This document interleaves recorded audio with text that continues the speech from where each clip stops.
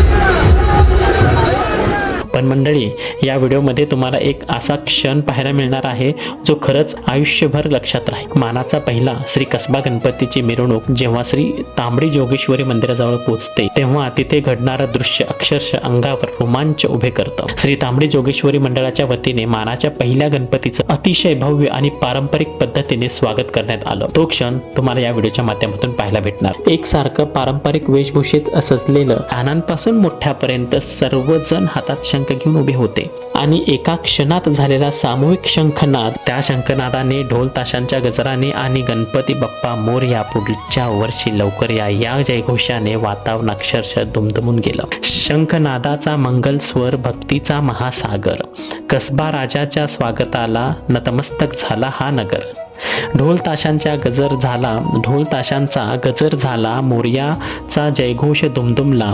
भक्तीच्या या महासागरात प्रत्येक भाविक हरवून गेला। हा संपूर्ण अविस्मरणीय क्षण आम्ही कॅमेऱ्यात टिपला आहे आणि तो अनुभव तुमच्यापर्यंत पोहोचवण्याचा आमचा छोटासा प्रयत्न।